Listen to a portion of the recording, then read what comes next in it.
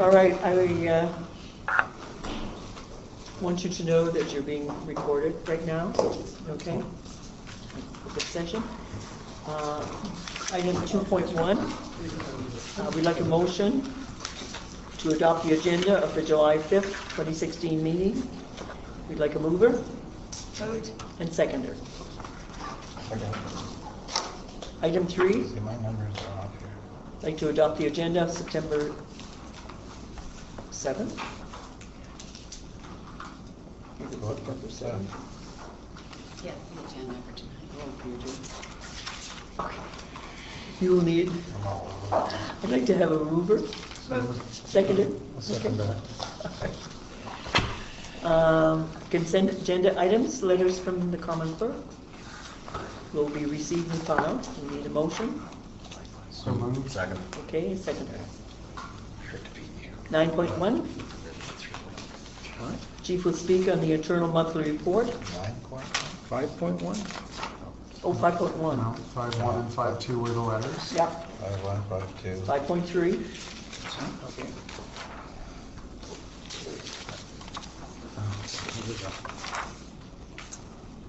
5.3 is a letter. Okay, no down here. Okay. Internal monthly report. So, during the months of July and August of 2016, we had one complaint, one piece of complimentary correspondence, and 2 grievances were filed. Grievances filed by both were filed by the St. John Police Association. Thank you. That's my report. That's it. Okay. Need a motion to receive and file? I'll move that. Second. Okay. We are 9.2. Marvin Christcaden speaks on the 2 reports. Thank you. The first report, and for the new members on the board, is monthly we bring in a report to outline the breakdown of overtime costs for St. John Police Force. And there's a second report called the utilization report, which I'll get to. For the month of July, our overtime was almost $30,000 over budget for the month of July.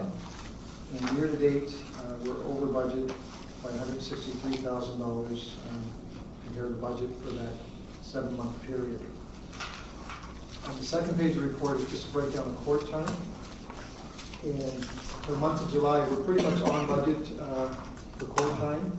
And year to date, at the end of July, for court time, we're $35,000 over budget, which I was telling just the chief today, compared to other years, our court time is we're doing very well with court time. And obviously, we haven't had the high profile cases we had in the past, but that's a good news story for us from a court time perspective.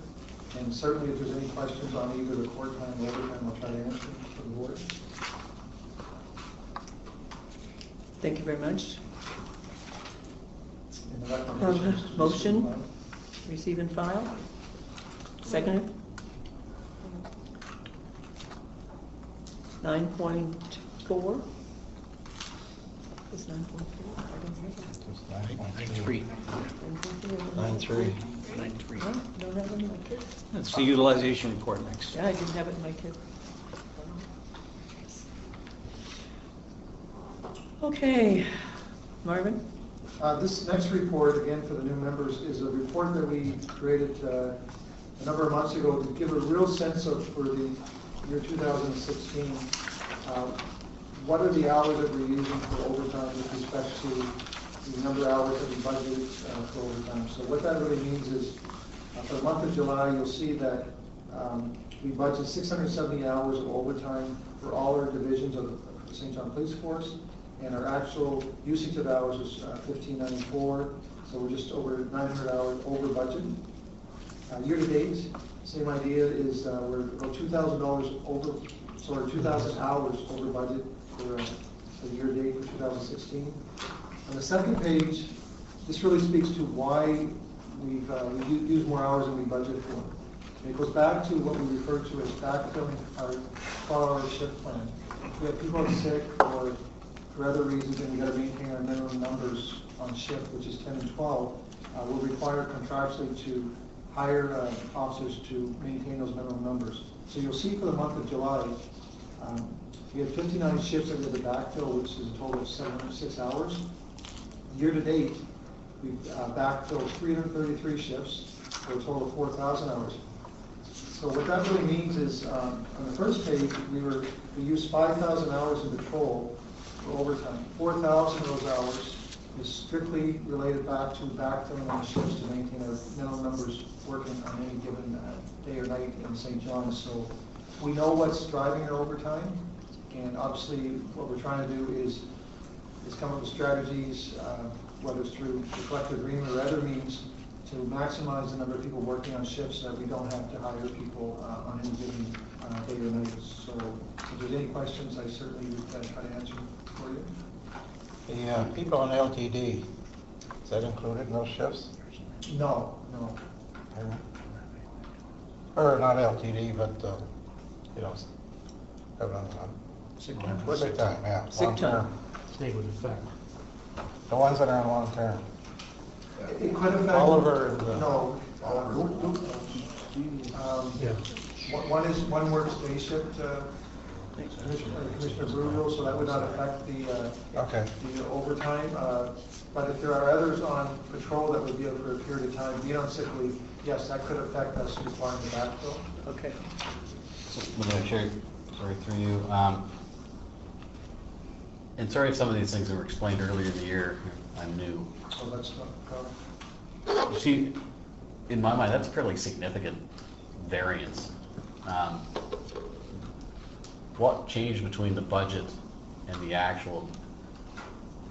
I can understand that you kind of get used to a rhythm of overtime, but it just seems to be fairly significant. two things, and certainly Chief can speak to this as well, is our budget has never been adequate enough to support our overtime costs, so we're trying to manage that better. And then secondly, with in the last 5 years, we've dropped the resources by about 20. We just added some this year.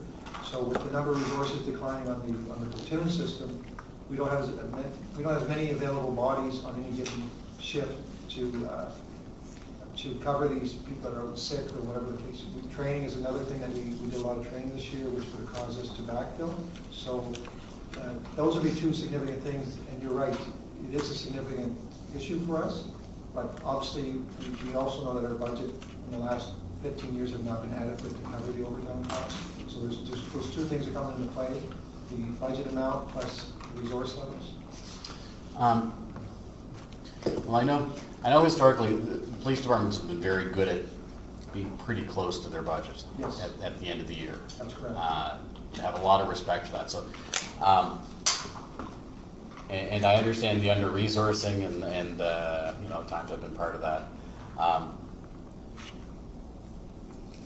I guess overall, when you put this, because we're looking at one specific thing here, That's right. let me ask the overall question. Overall, is this covered off somewhere else so that our budget Absolutely. is still going to be in line with our budget to the city? Now let's Chief speak to that. Yes, I can tell you that, in fact, Marvin and I met today, we discussed it, we were actually in knock on wood, because we're actually in a positive position right now with regard to the budget.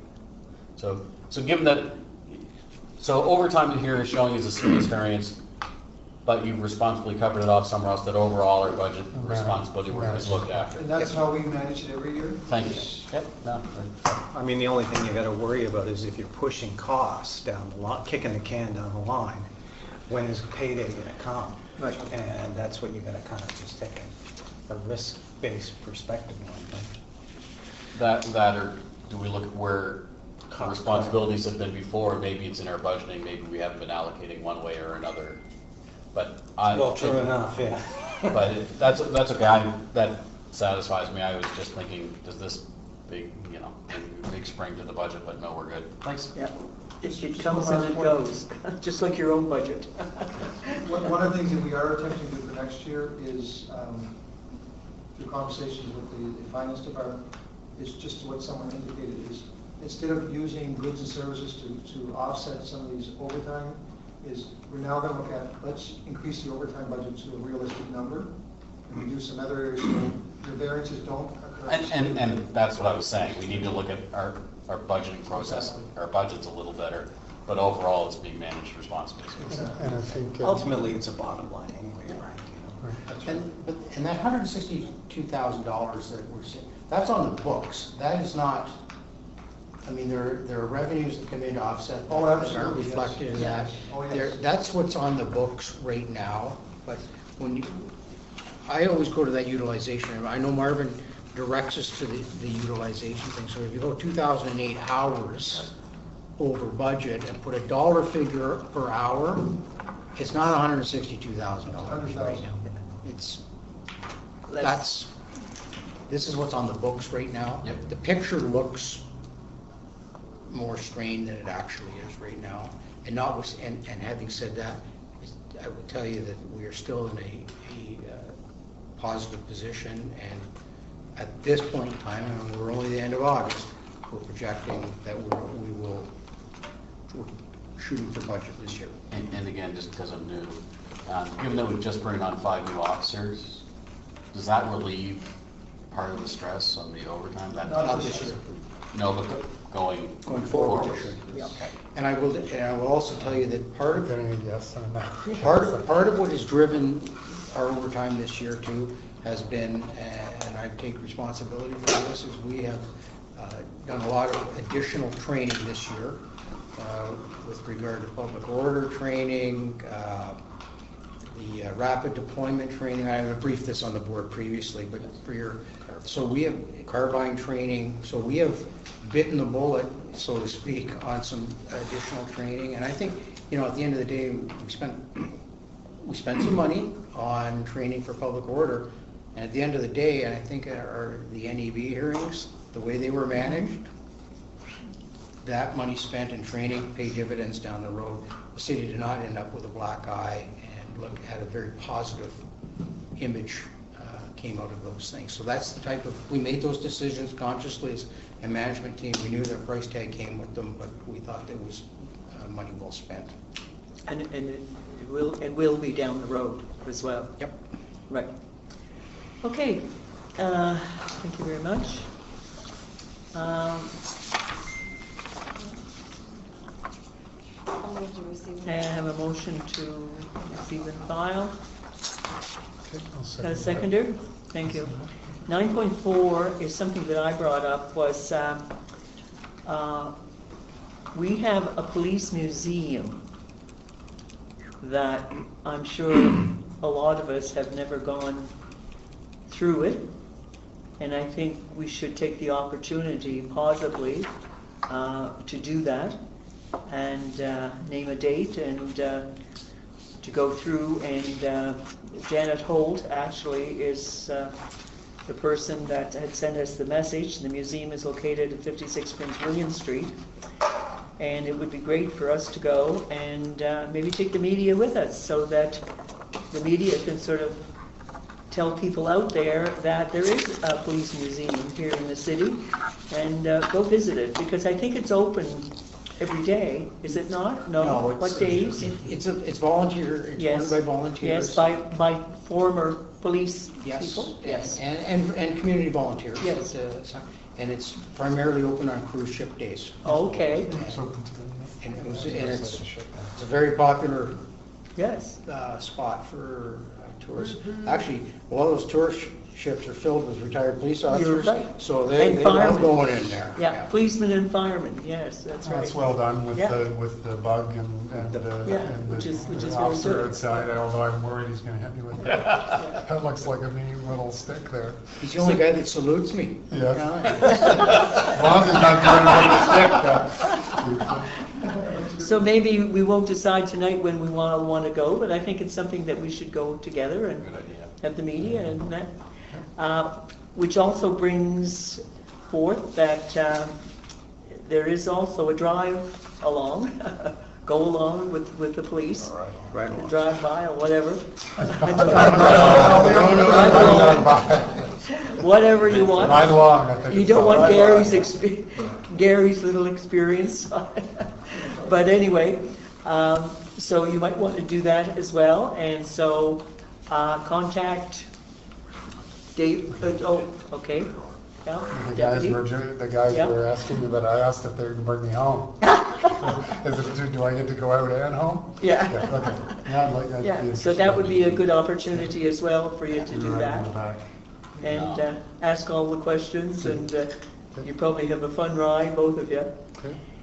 So, which brings us now to 9.5.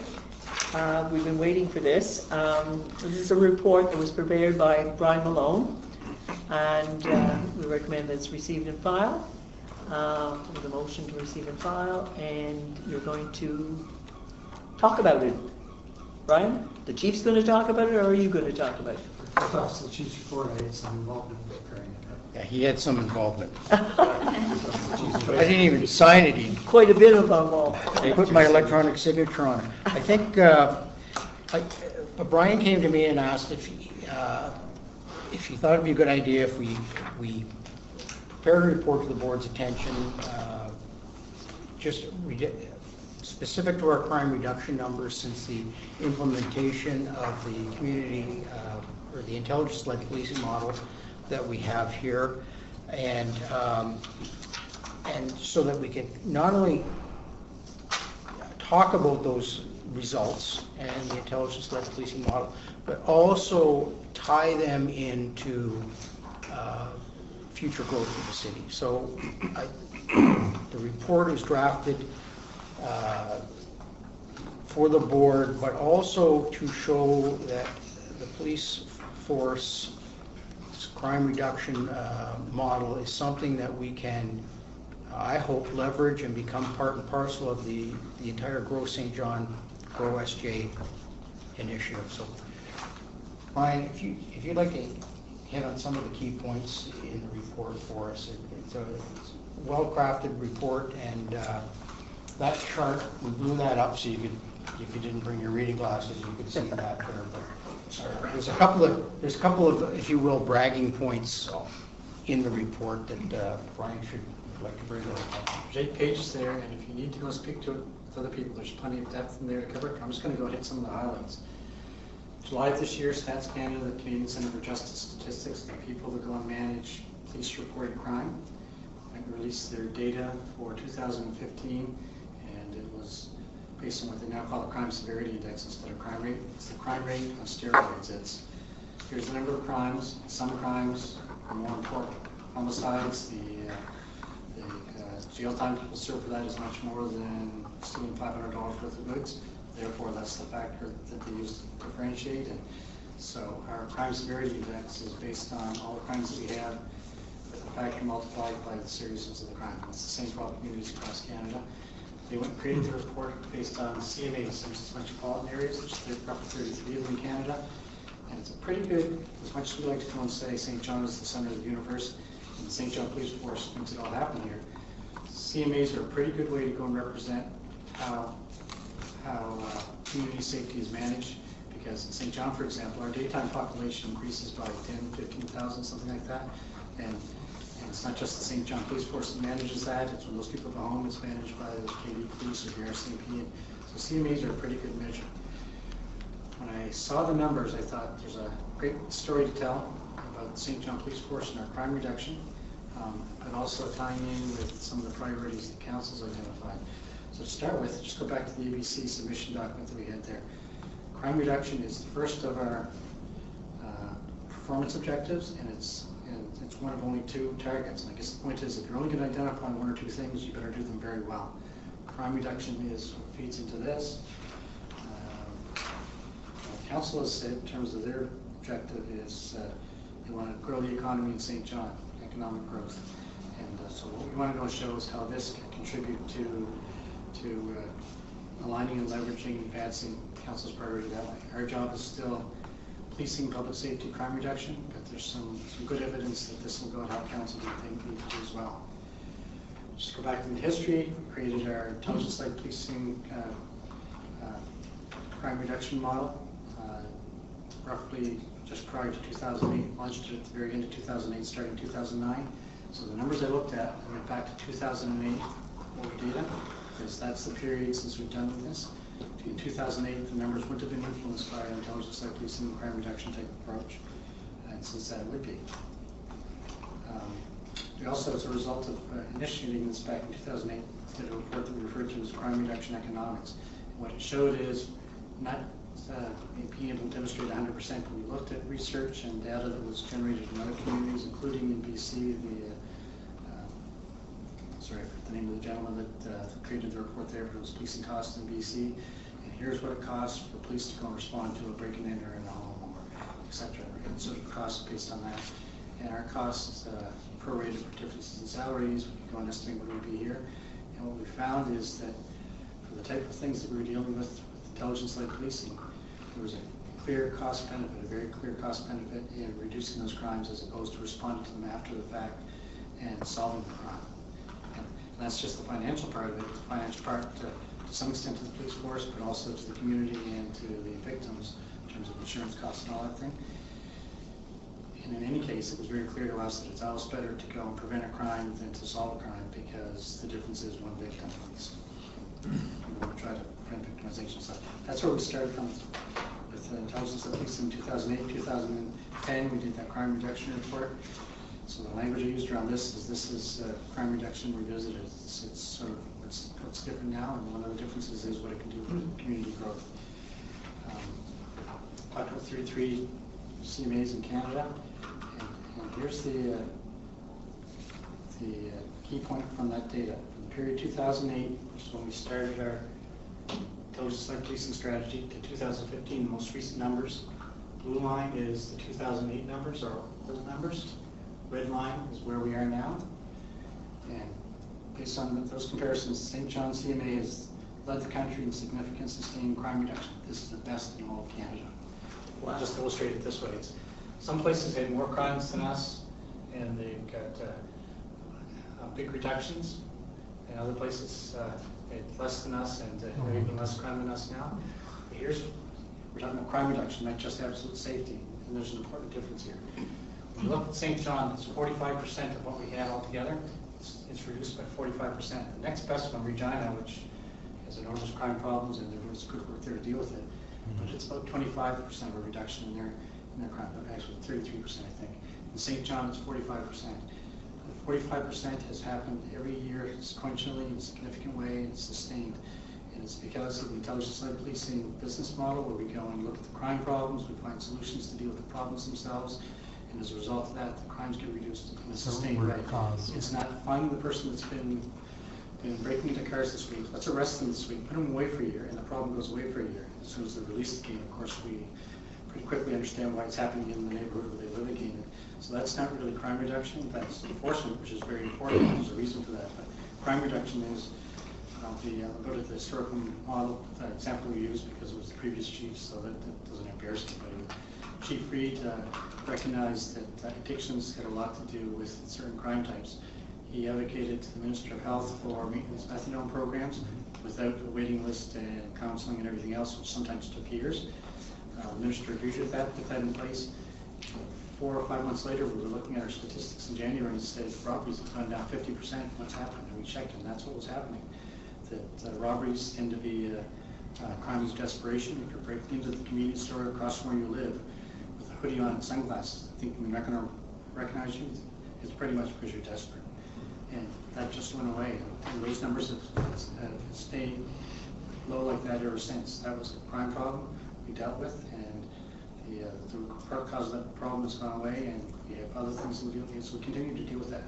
And that's important, as opposed to just we got lucky one year and we got a big drop in our numbers and it's sort of okay.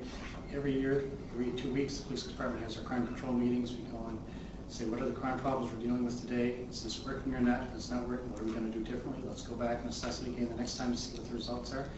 So this is very process-based. For business purposes, which I'll get to very quickly, that's important. We got lucky once by winning a lottery. That doesn't tell business much. If we have a sustained program where they can be confident that no matter what crimes become the new crimes of the year in St. John, or anywhere else in Canada, in St. John, we have a process that says we go and identify root causes of crimes, can identify solutions for them, and we go and continually evaluate and adjust to make sure it works right. As a result of this, though, we've got these enormous numbers leaving the country. And here's the thing.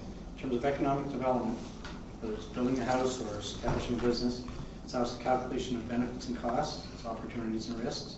And developers are great at identifying and having experience to manage and mitigate many of the financial costs and risks, transportation, logistics, customers, all that type of stuff. They know how to go and deal with that.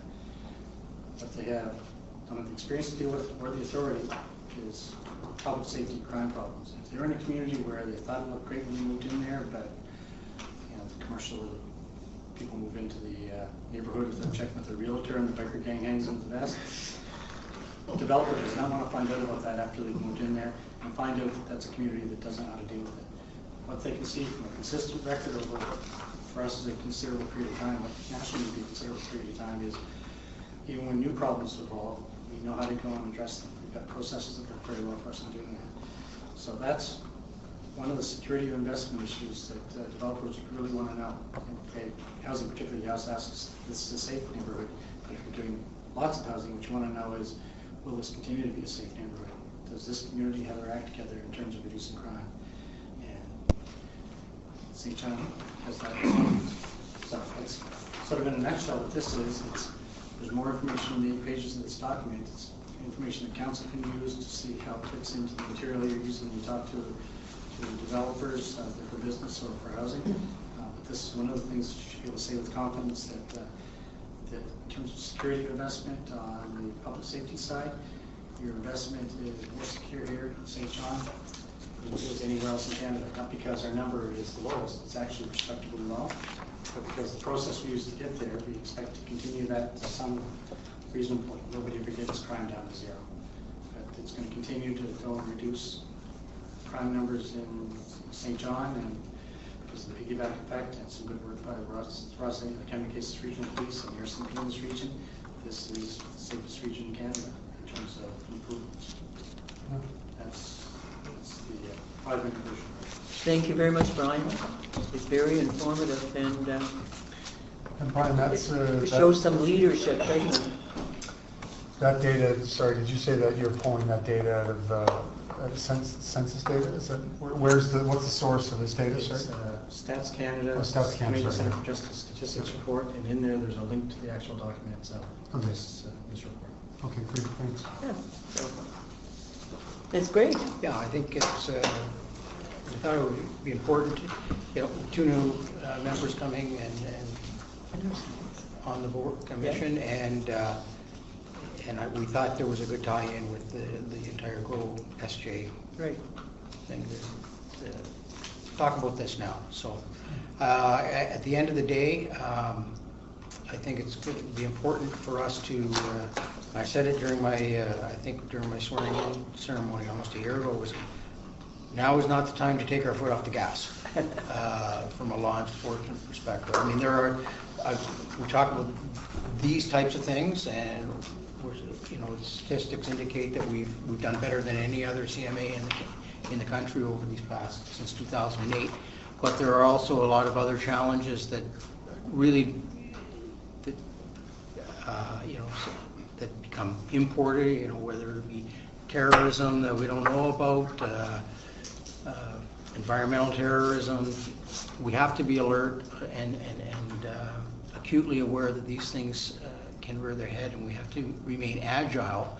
And this intelligence-led policing, coupled with a community mobilization model that we adhere to, I think go hand in hand to speak to that and address those issues. Excellent. Thanks. So just a point of clarity, Madam Chairman, if we have a document like this, and then what happens to me is I read it and then I absorb it, and then I have some questions. Would I send those questions through to you, save them to the next meeting? What would be the normal procedure for? Well, I know there's a lot for you to read, both read with background and what have you. We certainly can discuss it like the next meeting. Okay. But what you could do is send it on to Daphne. Yeah, and then And like as part of the agenda of maybe some questions that you would like to put forth, or? Yeah, or even Right. it don't have a specific one, but for No. example, on the report, go Yes. back, absorb it, and then, Right, yeah, right. just send it through. Yeah, or send it Because to there's the no, chief. may never need to get to the agenda, it just might be, could you Right. just clarify a couple things? Okay, chief, yeah, great. And send it to the Okay. chief, Okay. and, Thank you. or if you want something put on the agenda that you Yeah. want to go over and speak about, just send it to Daphne, and we'll put it on the agenda, Great, thank you. okay? Great. Gary, do you have any questions about that? Actually, no question, just a comment, I guess. Go ahead. And it's interesting that the mayor didn't bring it up. I mean, one of the key points, only because it's been one of his mantras in leading the city is that we need to be making decisions citywide in a grander city organization based on data and tracking important data. And this is fantastic. Yes. And it's hard to, and I think the St. John Police Force has been very smart in how they work with their limited resources that the council gives them. It's true. And as opposed to many organizations, not necessarily in the city, but elsewhere, which would lament the fact and just say, give us more. Yeah. They've been very smart with what they've done. True. And they're tracking with data. One of the things that wasn't mentioned, but I know around the same time, or early days, community policing, when you talk about crime reduction and being in the communities, targeting things, the smart allocation of resources, and just, I mean, Mayor, I'll tell you, I asked to be on this commission, and one of the reasons is because people want to be involved with good teams. That's right. And I really appreciate the stuff that's going on, and to watch Thank the you. good data like that. I mean, it is good story to tell, Well, and yeah. we should be sharing it. And not only that, I mean, you can use it as a counselor as well, and. Oh, certainly. Enterprise St. John, I wonder if Steve Yes. has that information. Listen. Yeah. I'm not sure. I don't know, I'll we speak to them. need to be sharing this. Yeah, Well, I it's a guess pub- that's my. It's a public document, right? It's in our open session. Right, yeah, so it can go now, yeah. Interesting, okay. Okay, well, that's good. If there's any questions regarding that, Receive and file, I guess. Gary, just receive and file, Sanction, yes, motion yeah. to receive and file? Second by Councilor Okay, Shelton. and with that, we'll close open session, and like to have a motion to close. Motion. Okay, seconder? Okay, and then we'll stay and go over the other three items, we'll go over the three items that are pending right now that we had for committee of the whole. So we'll just ask here. Is there anything? Just nice open. Just nice open.